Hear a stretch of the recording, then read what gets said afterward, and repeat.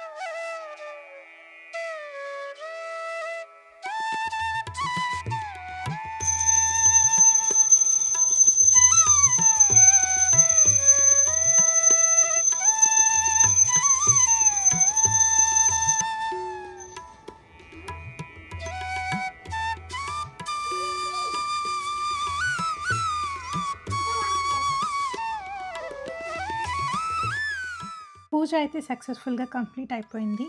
దేవుడి ముందు పెట్టిన దారం అయితే కట్టుకుంటున్నాము. ఇంకా ప్రసాదం తినేసి వర్క్ స్టార్ట్ చేసుకోవాలి. అండ్ అలాగే కొంతమందిని ఇన్వైట్ చేశాను ఆ తాంబూలం కోసం. సో ఇద్దరైతే ఆఫ్టర్నూన్ వస్తున్నారు, ఎందుకంటే వాళ్ళు ఈవినింగ్ వేరే చోటుకి వెళ్ళాలంట. సో మిగతా వాళ్ళు అపార్ట్మెంట్లో ఉన్న వాళ్ళేమో ఈవినింగ్ వస్తారు. ఇక్కడ తాంబూలం కవర్ ప్రిపేర్ చేసుకుంటున్నాను. అందులో ఆకు ఒక్క తాంబూలం అండ్ నేను తెచ్చిన ఒక చిన్న 2 రిటర్న్ గిఫ్ట్స్ అయితే పెడుతున్నాను. ఇంకా ఈవినింగ్ మా ఫ్రెండ్ వాళ్ళ ఇంటికి తాంబూలం తీసుకోవడానికి వెళ్ళినప్పుడు వాళ్ళు ఒక బ్యూటిఫుల్ ట్రెడిషన్ అయితే ఫాలో అయ్యారు. నేనైతే ఇది ఫస్ట్ టైం చూడడం అండ్ ఎక్స్పీరియన్స్ చేయడం.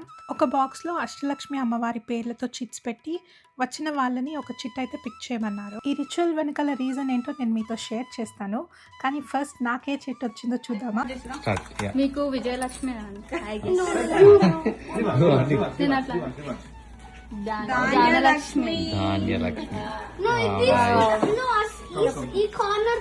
అది గుర్తుండాలని మెహందీతో ఆ పేరు అయితే మన చేతి పైన రాస్తున్నారు.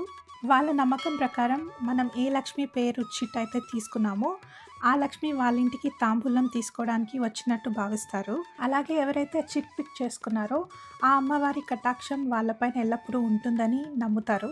నాకైతే ఈ ట్రెడిషన్ చాలా బాగా నచ్చింది.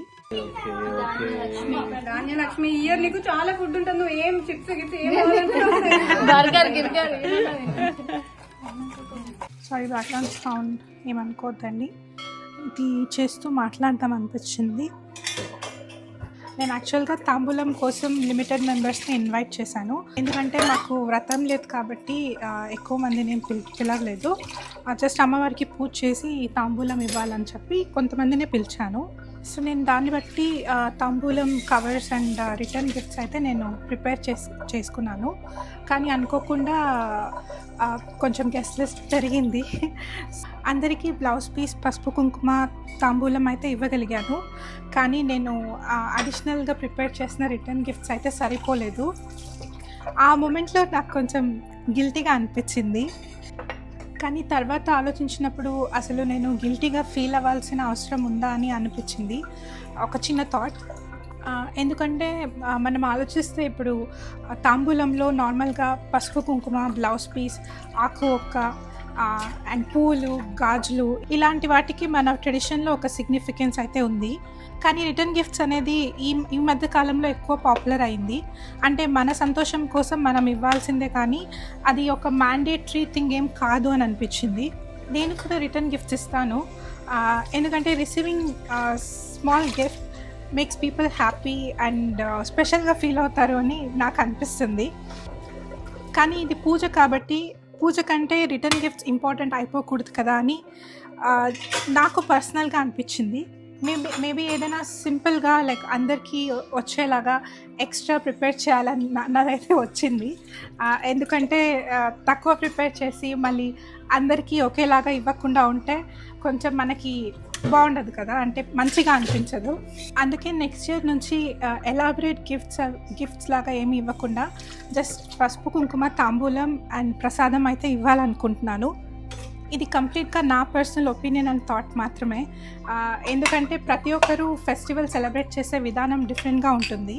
ముందు కాలంలో మనం చూస్తే మన అమ్మ వాళ్ళు అమ్మమ్మ వాళ్ళు అందరూ కూడా ఇంటికి వచ్చిన వాళ్ళకి పసుపు కుంకుమ, తాంబూలం అలా ఇచ్చేవాళ్ళు. సో స్పెషల్గా రిటర్న్ గిఫ్ట్స్ అలాంటివి ఏమీ ఉండేది కాదు. సో అప్పుడు అందరినీ ఒకేలాగా ట్రీట్ చేసిన ఫీలింగ్ అయితే వచ్చేది. ఇలా రిటర్న్ గిఫ్ట్స్ అనేవి అప్పుడేం లేవు. మనం ఇప్పుడు ఇది అలవాటు చేసుకున్న పద్ధతి అంతే. అండ్ అలాగే ఇంతకుముందు చెప్పినట్టు ఇది కంప్లీట్గా నా పర్సనల్ ఒపీనియన్ మాత్రమే. నేను చెప్పిన దానికి అగ్రీ అవ్వాలి అని నేను అనట్లేదు. సో జస్ట్ నాకు అనిపించింది, నేను షేర్ చేసుకోవాలనిపించింది, అందుకే చెప్తున్నాను. మీరు దీని గురించి ఏమనుకుంటున్నారో మాకు కింద కమెంట్స్లో అయితే చెప్పండి. మీరు లైక్ రిటర్న్ గిఫ్ట్స్ అవసరం లేదు, పూజకి మెయిన్ తాంబూలం, కుంకుమ, పూలు ఇవి చాలు అని అనుకుంటారా, లేదా ఏమైనా స్మాల్ గిఫ్ట్ కూడా ఇస్తే బాగుంటుంది అని అనిపిస్తుందా? సో మీ ఒపీనియన్ ఏంటో కూడా కింద షేర్ చేయండి. అండ్ అలాగే మళ్ళీ చెప్తున్నాను, ఇది జస్ట్ నా పర్సనల్ ఒపీనియన్, నా ఎక్స్పీరియన్స్ వల్ల నాకు అనిపించింది. సో మీకు కూడా ఇలాంటి ఎక్స్పీరియన్స్ ఏమైనా జరిగిందా అది కూడా షేర్ చేయండి. మొత్తానికి పండగ అయితే బాగా జరిగింది, వంటలన్నీ కూడా బాగా కుదిరినాయి అండ్ అయిపోయినాయి కూడా, అందరికి అయిపోయింది. సో ఫైనల్లీ ఇప్పుడు భోజనం చేస్తున్నాం. టైం అయితే ఇప్పుడు 11:30. సో ప్రసాదాలు అన్నీ కూడా తీసుకెళ్లారు చక్కగా అందరూ. సో ఫస్ట్ టైం కెనడాలో అంటే మేము వరలక్ష్మి వ్రతం చేసి ఇంట్లో వరలక్ష్మి పూజ చేసి ఫస్ట్ టైం కెనడాలో అంతా బాగా జరిగింది. అంటే కొంత లైక్ జనాలు బాగా తెలుసు, అంటే చాలా మంది పరిచయం అయినారు. సో బాగా అనిపించింది. సో నార్మల్గా లాస్ట్ ఫ్యూ ఇయర్స్ అయితే మేము ఊరికే నార్మల్గా ఇంట్లో పూజ చేసుకుని ఇక్కడ ఫ్రెండ్స్ ఒకటి పిలిచేవాళ్ళు, వాళ్ళకి ఇంటికి వెళ్ళే వాళ్ళము. సో ఈసారి ఇట్లా మన ఇంటికి అందరినీ పిలిచి తాంబూలం ఇవ్వడం బాగా అనిపించింది. మీరందరూ కూడా పండగ బాగా జరుపుకున్నారని అనుకుంటున్నాము.